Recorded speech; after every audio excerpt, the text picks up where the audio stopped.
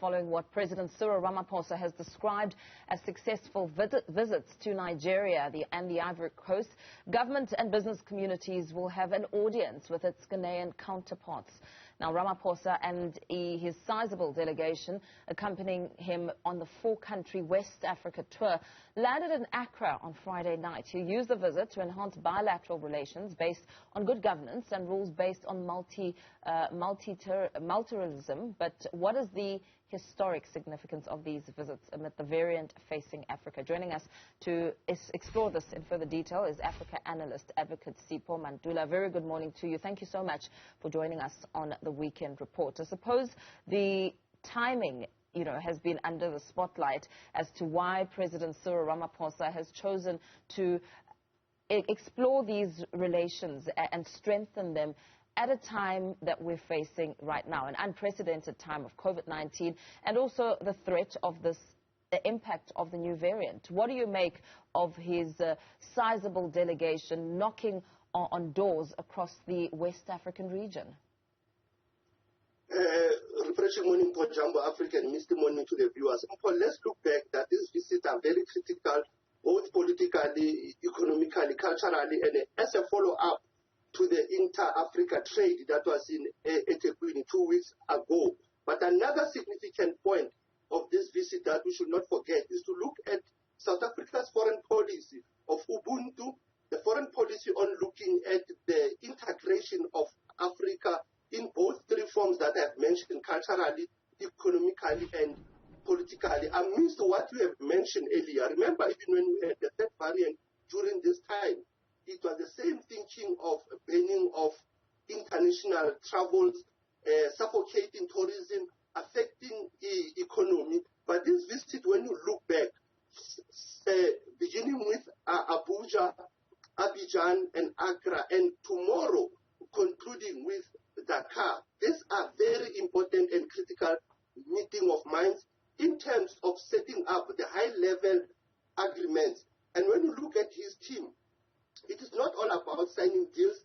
It is even around looking at issues of cultural relations. If you look at the first visit that was in Abuja, there was a signing of cultural agreements. Our cultural artists in both countries are still yearning to can exchange and benefit from this cultural agreements. If you look at Ivory Coast, not an easy terrain as a francophone state for our president, but to cement the relation that we once had with our former President Thabo Mbeki when he was a mediator in that conflict in Ivory Coast. And Accra, as you know, the battle of the soccer was not mentioned, but Accra, historically, Pan-Africanism, Nkrumah spirit can assist us in the midst that we are in of neo-colonialism of coronavirus. And finally, when we think of the visit that will be coming for Senegal, a very strategic, because Senegal happens to be the country that the peace processes, the secret talks of this country were held in Senegal in the late 1980s. So Senegal, very strategic. Now, we also know that relations since the advent of democracy haven't always been that smooth. Diplomatic spats and xenophobia have often been topics that get in the way. Correct, Mpo, and you will understand that when you think of Lagos, Abuja, we've been having that challenge. But look at the visa issue, because what was troubling me is that traveling to that country is expensive. In terms of visa. Those are the issues that one will look into. Cultural relations. For us to be signing cultural agreements, it is the issue of how do we inculcate the solidarities, the social cohesions, but the issues of Afrophobia again is the issues of economic challenges, and both South Africa and Lagos are the giants in the African continent in terms of trade, in terms of natural resources, but they are a threat to the Western powers. Hence, Buhari has challenges on issues of security. He's got challenges of young people yearning for change. And hence we have South Africa, a dialogue amongst the youth of that country. And I think we can expand it if we go on issues of culture and education.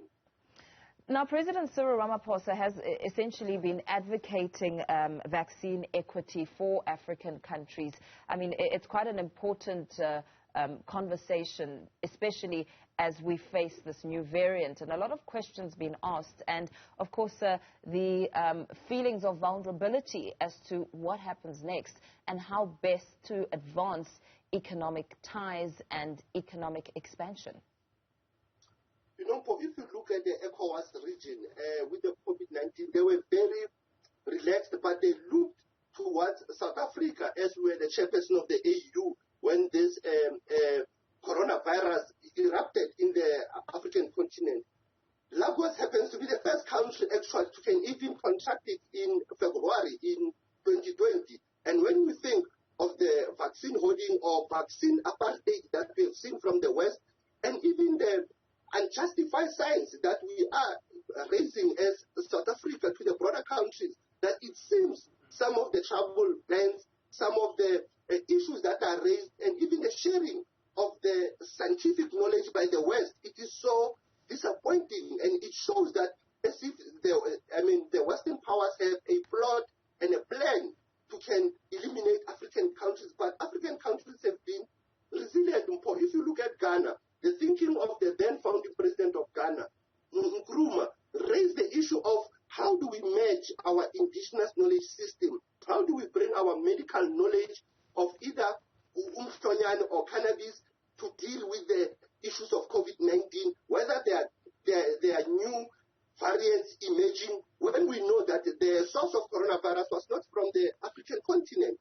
And when you look at the issues of health system, for me, is that the missions, bilateral agreements that we have with African countries, how do we improve the health system of African countries? It is sad when you see African presidents with their entourages and they are driving expensive ambulances and they are having doctors, when ordinary people in villages, in towns, are struggling to have access to health. And that's where COVID-19 should have helped many countries to understand that we need to beef up our health infrastructure in the emergency system or in the time where we've got epidemics and pandemics. You mentioned Ghana, and we know that when it comes to South Africa and Ghana, South Africa has been the West African state's #1 foreign direct investor for years now.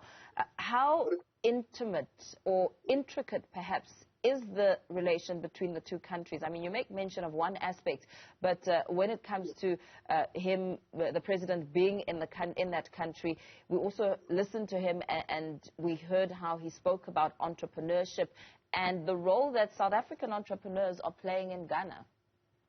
Correct. What you are raising is that we have an entourage. I mean, we have a sizable of business community in Ghana.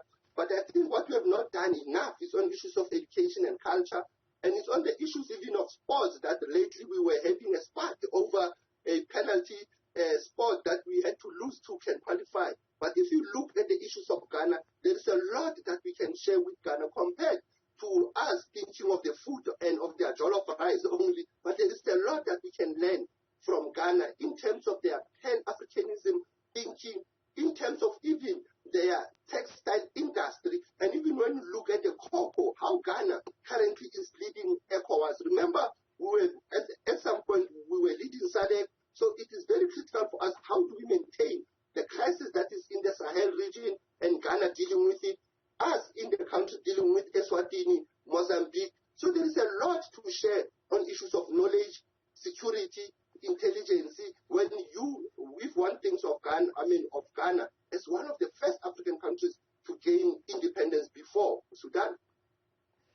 Unlocking investment opportunities has essentially been the president's #1 goal when it comes to ensuring that these ties are strengthened, economic ties and bilateral ties. But when it comes to the labor on the ground, what are some of these potential investments that could benefit South Africa with Ramaphosa going around the West African nations knocking on doors? You know, what is so promising is when we have a private sector who are saying they will assist government who can create jobs. But if you have entourage of ministers, it means those ministers must look into their plans come 2022, 2023. How are they going to unleash and have potential employment opportunities for young people of both countries? Look at Ivory Coast.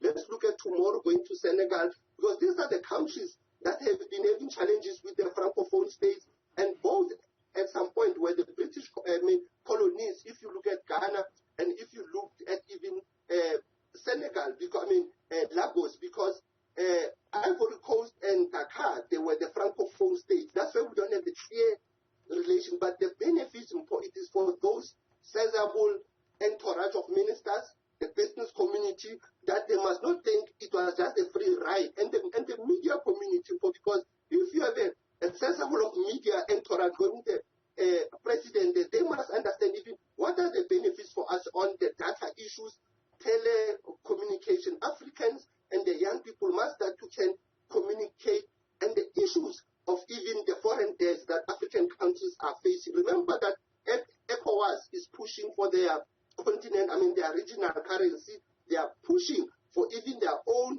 Africa free trade models. And that's where SADC can learn from through South Africa's vision of its Ubuntu foreign policy. And the SADC vision of 2050, because South Africa, it is still the champion and the focal point of SADC whenever it moves in the African continent. So one will think, this is not just a tourism tour, it is not just a feel-good tour, but it's a tour that will benefit relations. As earlier you were raising issues of Afrophobia, you were raising issues of economic challenges, you were raising the issues of COVID-19 vaccine hoarding. Those are the critical issues, but we should not leave the cultural relations, the people-to-people relations of the four countries. How then, Advocate Mantula, will we begin to measure the impact of this tour, and especially considering the position of the continent over the many decades? African countries have for far too long perhaps trained their focus on market expansion in Europe, in Asia, in America. How then do we look back and see that some significant moves have indeed been made, and it's not all just talk? Paul, as well as you were in Dakar, not in Dakar, in Abidjan, Ivory Coast, there was supposed to be a meeting of African Development Bank. One will say that we should not be pessimistic about the development and changes in Africa. The young people of today and tomorrow have that vision. They are the ones who will benefit out of this trade relation. Africa has been once attacked with these COVID-19 variants that are coming, delaying the Africa free trade, as they are aware that African countries at some point are going to even develop their own tools of dealing with pandemics. And that's where the West cannot share knowledge. And that's why African countries should stick together, and the issues of international solidarity amongst African countries are very critical, as you know that even elections are even taking place. And that's why we have always a delay in the development and change of our own people. And this visit, if we have to audit and assess it, I have said before, come January, February, the AU heads of states, they will be meeting. They will always look at these meetings of minds about the African giants who are meeting. Like I said, for Lagos and Tshwane to meet, it was critical. For Abuja and Lagos to meet with Tshwane, it is critical. Dakar, Accra, as well as Ivory Coast, it is important for us to build those African continental solidarities, and we should never give up. And the role of knowledge, the role of media to always cover African issues, and these visits are important so that we hold our leaders accountable, so that we don't see these visits as just a feel-good or tourism developmental visits. Absolutely. Thank you so much for that analysis. Legal analyst, advocate Sipho Mantula there, rounding up some of the important discussions when it comes to President Cyril Ramaphosa's visit across the West African nations.